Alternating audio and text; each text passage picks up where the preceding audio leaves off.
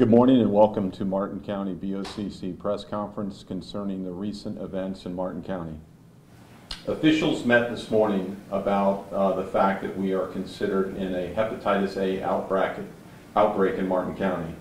What that entails is there's actually 13 confirmed cases of hepatitis A in Martin County since January of 2019. The State Department of Health considers the community at high risk when there is a confirmed number of cases greater than 5. Today we met as community leaders, public safety partners, to meet and speak about this and discuss it with our state partners via conference call.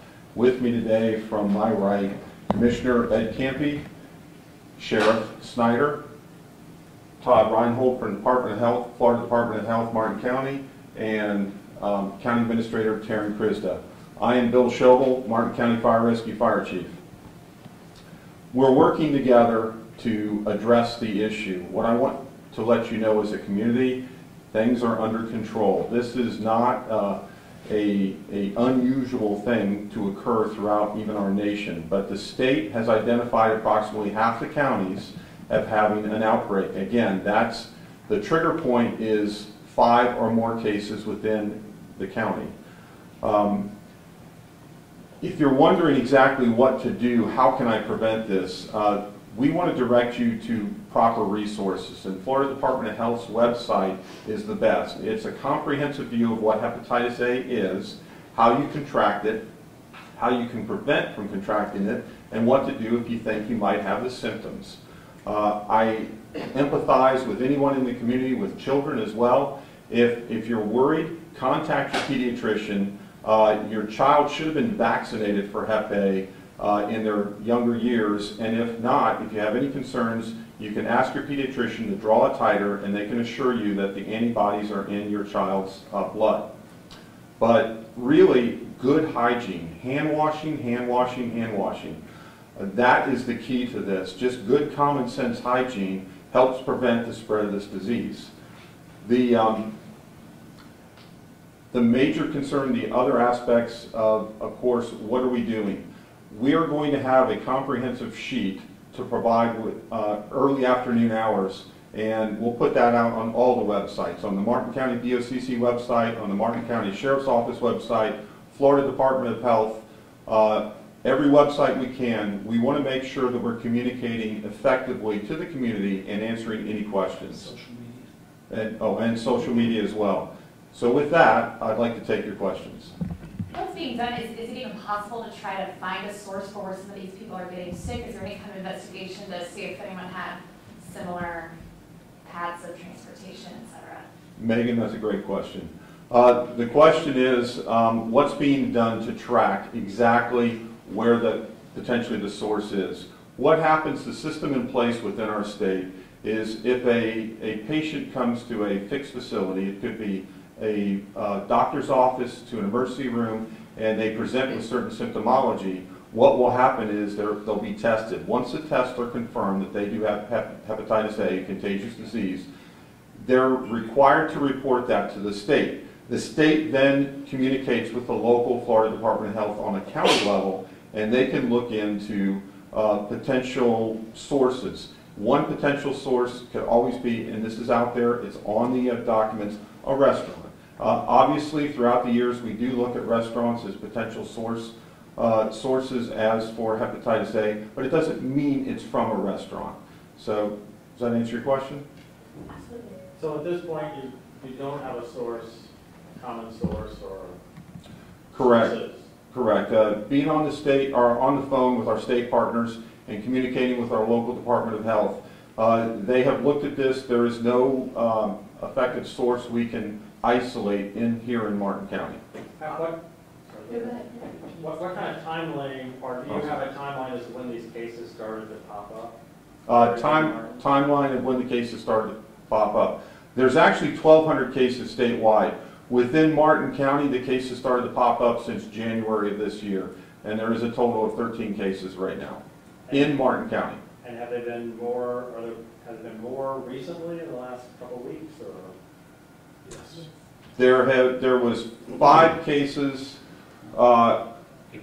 Yeah, April 1st, and so since then, there have been 8 more cases, to total 13. Do the majority of these cases, are they in the same, I know they're probably spread out throughout the county, but is there any kind of trend as to it being in the same city, the same parts of town? Is there any kind of trend as to their location?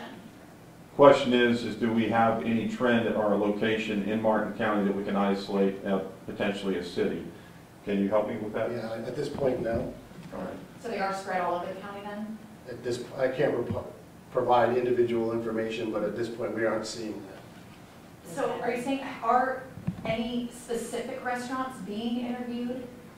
Not at this time, no. And again, anybody that contracts this, they are questioned because, of course, we want to isolate as quickly as possible.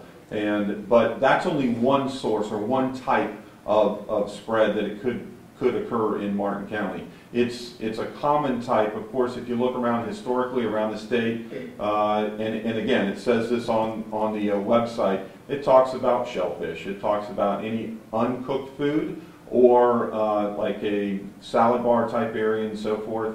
And unfortunately, it's an oral fecal transmission, so it would have to be someone who didn't provide good hygiene and then handled your unprepared food, and then you ate it.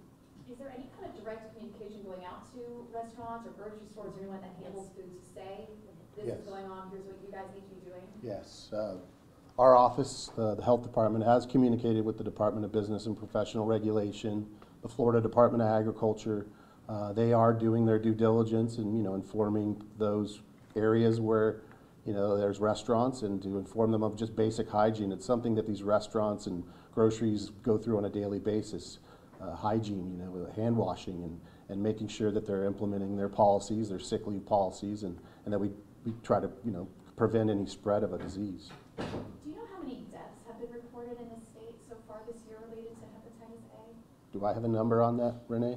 I'm actually checking. I think they mentioned for 8 out of 1,200. 8 cases out of 1,200, but I think since 2018. And does that include the Palm City couple then? I'm not sure. Again, I can't speak to specific cases with the Department of Health because of HIPAA violations. Is there a way to put that into perspective? I mean, does the state see deaths related to Hep A every year, or? Well, hepatitis A is a commonly spread virus that moves through communities, just like other illnesses that we see come up, through communities. And depending on how we, take care of ourselves and hygiene, we can prevent these diseases from spreading. That's typically the best way to deal with it, and that's what we're encouraging repeatedly over and over again is hand washing, extensive hand washing, and be aware of that, So vaccination as well. Vaccination. Yeah, and of course vaccination is very effective. of the high risk population. So we don't know if it has been deadly in previous years in the state? Could you repeat that? I was asking if it's been deadly, if there have been deaths in previous years recently from Hep A? We could probably collect that information for you. I know we have the statistics. Our epidemiology departments are the ones that track these illnesses and investigations, so we have those statistics. I may need to get that for you. If someone's watching at home, if they have certain symptoms, are there certain symptoms they shouldn't overlook and just think it's a cold, buy NyQuil, Dayquil? I think anyone that you feel you are experiencing illness and you need, you feel like there's a concern for any associated symptoms, you should see your primary care physician. That's just a normal day, blue sky condition, so that shouldn't change for this. Those 13 confirmed cases that you have, do those include the 2 deaths? Again, I think I've already answered that question when Megan asked it. I thought you were talking statewide with that. Okay. If it's regard to like specific cases, I can't answer those questions. How long have we been a high-risk area? Like, when did we get 5 cases? Monday. Is that recent? It was that recent, yes. Confirmed cases. When I say that, I mean by scientific data, we have the lab report in hand, and we can confirm that. We may be working through our labs and be getting verbals on certain things, but they have to run multiple assays. So sometimes we may sort of have an idea of a case, but until it's confirmed, something could change. So yes. Was there anything done to inform the community that Martin County became a high-risk area? Well, as far as the Department of Health's plan from high risk, yeah, once we hit 5 cases on Monday, we're addressing that high risk population. which includes working with the sheriff and his jail, which is, to try and vaccinate that population, which is high risk, perhaps even homeless population. Working with the sheriff, I think he may have an idea of where we can target some of these outreach efforts. But Mainly the overall public from outreach. Yeah, did you Public- let the public know Monday when we reached that level? Again, I'm not sure that I answered that one. I The think the initial direction was to focus on the high-risk population. I as think it that, well, to started. answer your question about notification, the health department, the state health department provided information to the public, I believe back in December, about cases and how to protect yourself for this particular virus.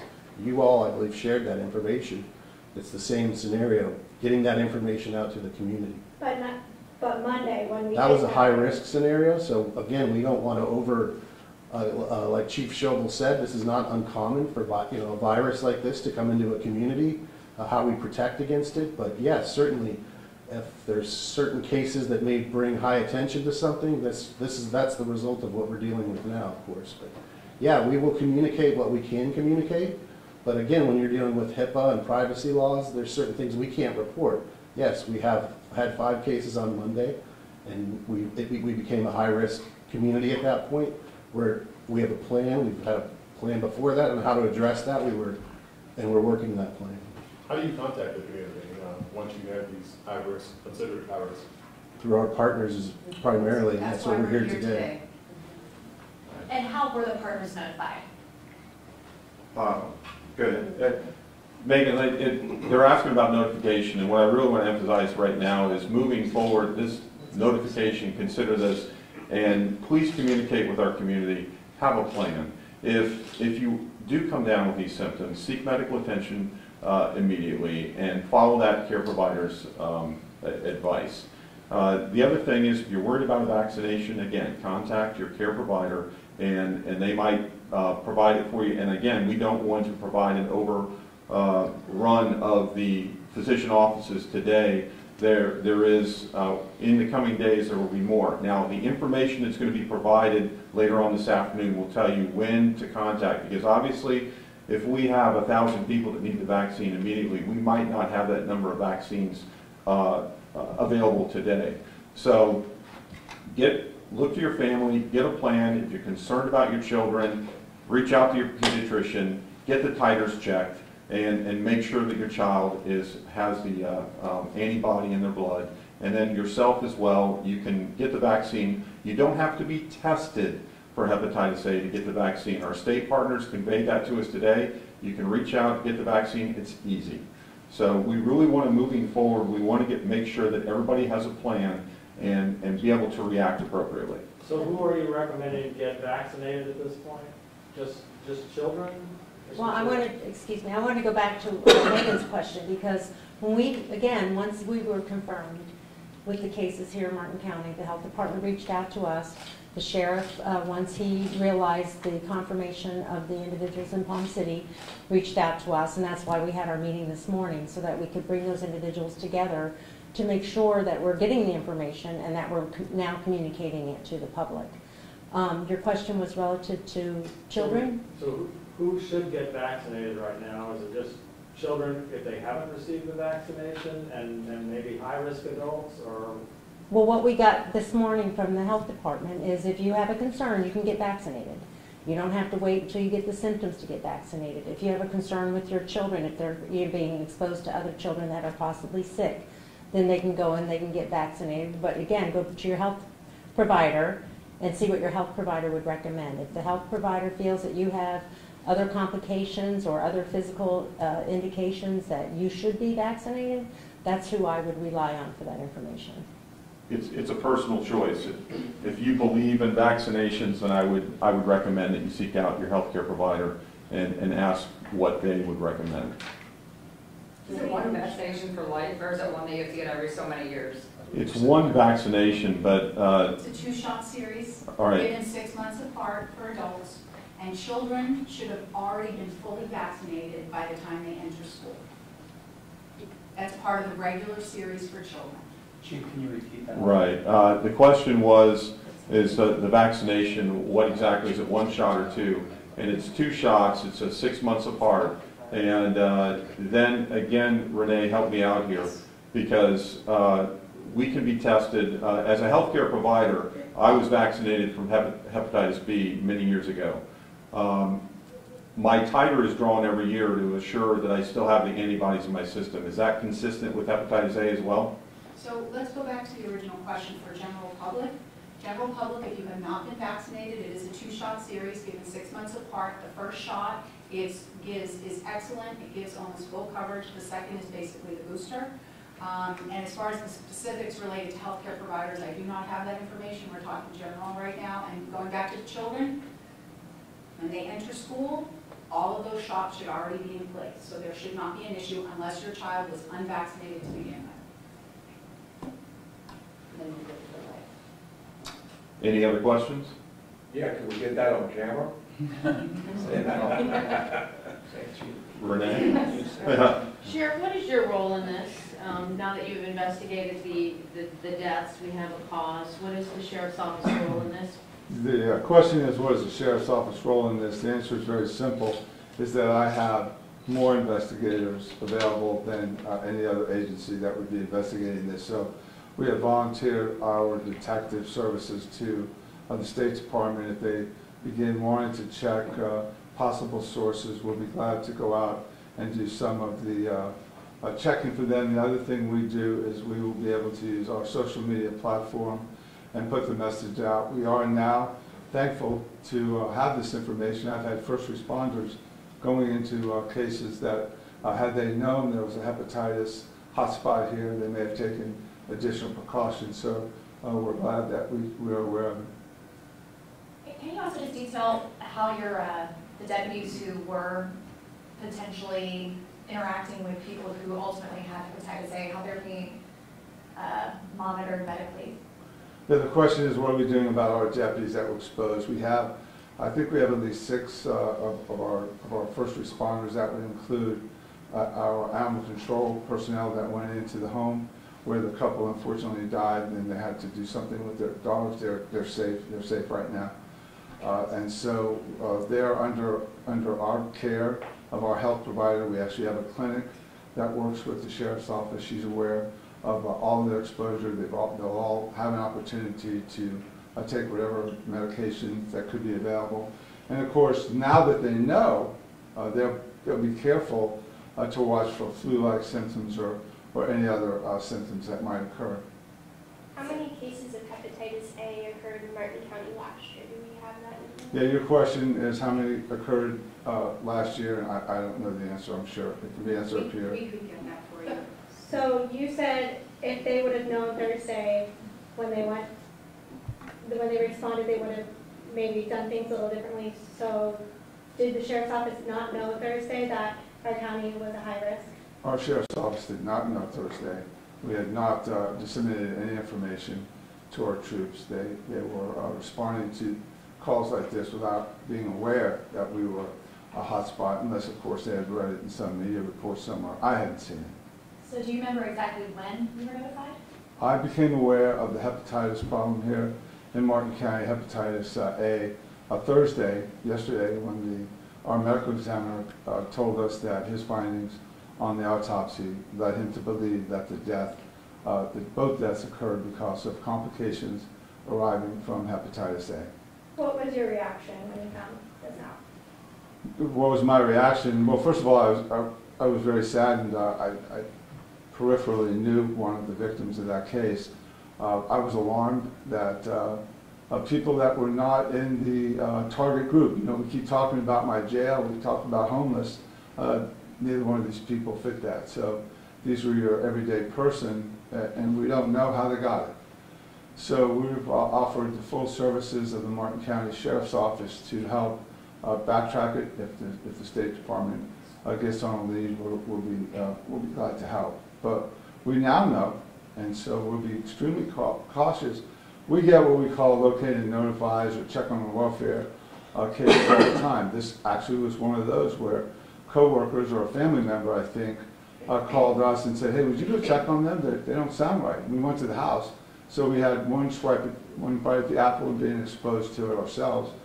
And they said they were going to take their medical care in their own hands. We left.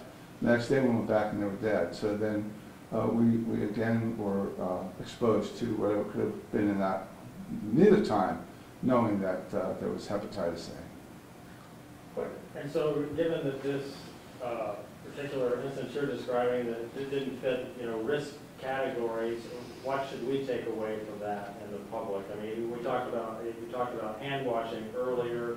Anything else that we should be cognizant of as we go about our lives? Yeah, the question, of course you're asking a cop, not a doctor, or the health department, was what should our takeaway be that people outside the risk group got hepatitis A? My takeaway is this: I plan to get vaccinated myself. Of course, you could say I'm in the high risk group, although much of my day is spent here safely in my office. I do go out on the streets. I'm actually dressed in my self-response clothing today, anticipating going out. So I'm going to go ahead and get the shot. And I think anybody who eats out, eats at salad bars, eats sushi, does anything, you can wash your hands all day long, but if it's on your salad, that's not going to help you a whole lot. I'm just thinking, I'm a cop. I'm a first responder. If you're bleeding on the side of the road, I can help you. But I can't do much about epidemiology. But that's my answer you asked me. Are any of the people in the jail going to be vaccinated in the coming days or anything like that? Yes, we're going to do something with our jail population. They are clearly a high risk. Because people in the jail live a lifestyle, unfortunately, that fits the criteria. They can be IV drug users, not all of them. They can be in situations, in homeless situations, where there's clear indication that that's a high risk. Then they come into our jail, they may bring it with them.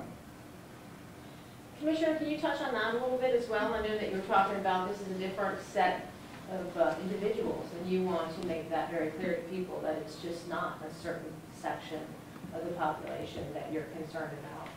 The question was, beyond just the high risk population, what about everyone else?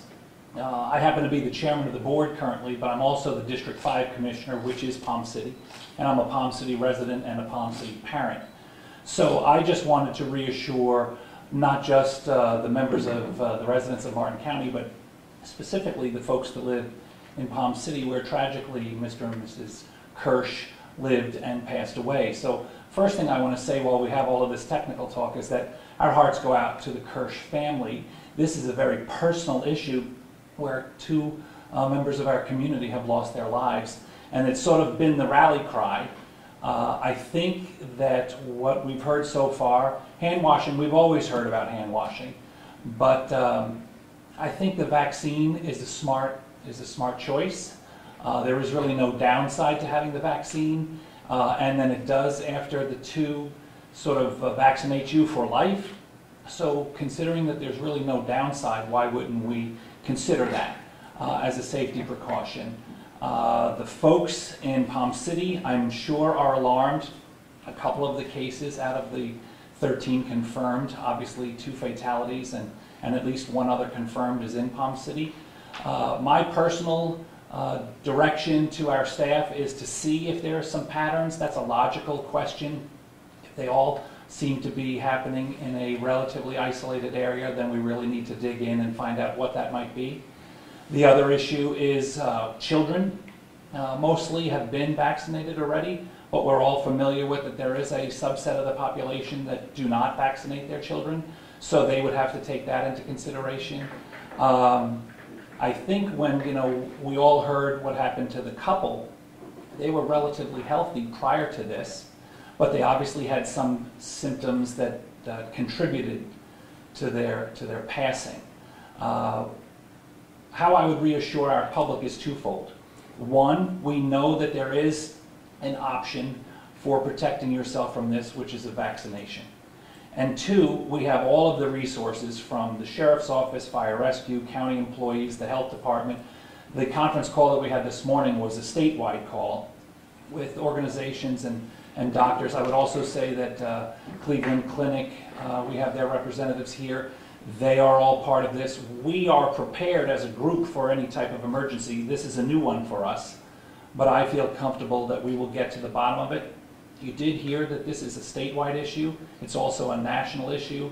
But for us, when you have your friends and neighbors pass away, it elevates the concern. So I think that it's important. What we're doing right now is very important. We want to educate people without scaring them. So with that in mind, the question was earlier, how do you get this information out? Well, you're our partners in getting this information out. I think social media is remarkable, but there's still plenty of folks, and some of them could potentially be high risk, not drug users or homeless, but people that might have pre-existing medical conditions that exposure could really compound their issues. And that might be what happened to the couple in Palm City. But until we know that, there's a reason. I think reasonable people can be concerned. But between the vaccination and staying informed and not getting panicked, social media is helpful for educating, but it's also helpful for making people afraid. So I think the more information that we can disseminate, and we've already made a commitment, we all have, that when we hear things, you will hear about them very, very quickly and accurately. Thank you. So we found out Monday that we were considered a high-risk area. Here we are on Friday. So several days after the fact that we're, as your partners, being given the opportunity to put this information out there. You said you did your own targeted outreach to these high-risk populations.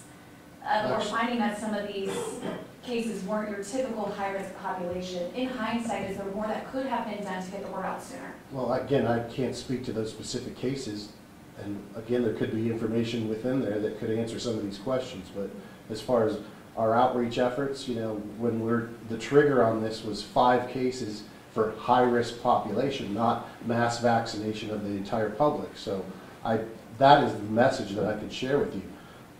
Of course, hand wash for the general population, and if you feel vaccination is something that you desire, then you can do that, and it is available locally to you at the local pharmacies. And again, if you have underlying health conditions, should you be concerned, certainly if you are feeling ill, you need to go see your physician. They can properly diagnose you and lead you in the proper direction for proper health care. Self-diagnosing and reporting on your own is not the proper way to do it. Proper hygiene and dealing with your physicians. That's how we control this. That's how we get through this. And I am confident we can with your help and your assistance on sharing that message. Kind of a spin-off of Megan's question. You said you notified the high-risk population, but what about the rest of the public that may come in contact with homeless people, or maybe a friend that just came out of jail, and then the rest of the public has no idea? To answer your question, we're working that process, we're working that plan. It is not complete. That's part of dealing with this type of situation, working with our partners. So yes, all that information is unfolding in front of us today. My epidemiologist for this community was in this meeting. She's back at my office now doing her job, tracking illnesses. That's what we do. That's our job. That's what we'll continue to do, and we will continue to work with our partners and provide you with information that you can share with the public to where we can work through this. What is the protocol set in place now? Like if there's 5, you let this community know. If there's 12, you let this community. Is there a protocol in place? Those protocols are established by our state office.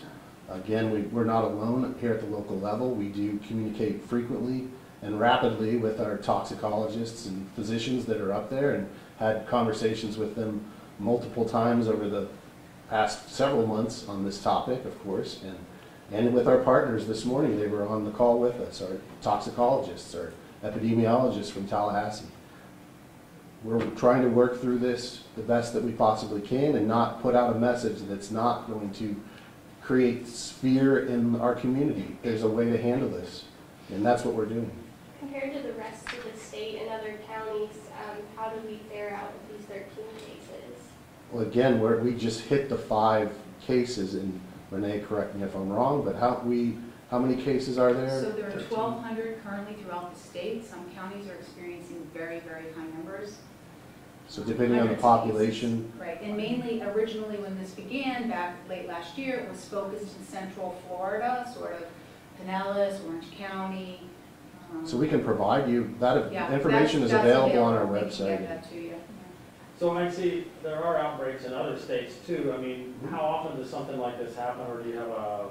It's not uncommon. It's just, like I said, it's like other viruses, and and diseases that work through our community. So, you know, how we handle it and how we deal with it, this is part of the process.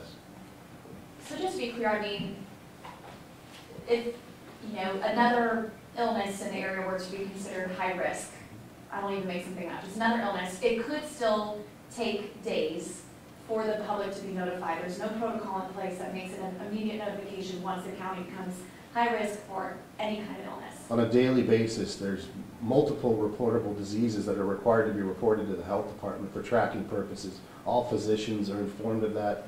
Our local physicians have even been heightened and made aware of this current scenario. So yes, we work through those procedures and try to ensure that we're capturing accurate data, not, like I said before, self-reported. You know, if you're ill, you need to see your physician, and that's the way it needs to be reported through, not self-diagnosing. But I guess what I'm saying is once the health department is notified that XYZ illness is high risk in this county, as it just happened with Hep A, it could take several days for the general public to be made aware. Possibly, because it may take several tests and several assays to go through before we can confirm it. So again, I don't report individual cases. We report, you know, if we were having a number of cases where we need to get involved and try to determine what is the cause of this and what is the source. Do you think the notification should have gone out earlier? It's not my decision, you know, this is a decision that's formulated through our Department of Health, through many people, not just my own. So we follow protocol and procedures just like everybody does to try and provide effective messaging and effective response. So decisions have to be made on that in many avenues, including, you know, not to overhype something and also to make sure the message is effective. You say not to overhype the public. What is the protocol to let first responders know when this happens? I'd prefer the first responders respond to that because they deal with these type of illnesses on a daily basis. The health department notifying the sheriff's department or fire rescue that this is going on. As soon as we're able to notify them and get them engaged, we do. But they found out Thursday from the medical exam. We were still confirming cases that were being reported as confirmed, which were not.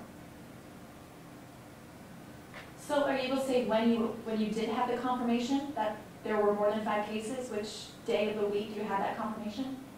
You'd have to repeat that question. I feel like the line of question. I feel like I need to intervene. I'm sorry. I feel that it's really important that, you know, we understand where we are right now. This is Renee Rouse. She's our public information officer. And I just think you have to understand where we are right now.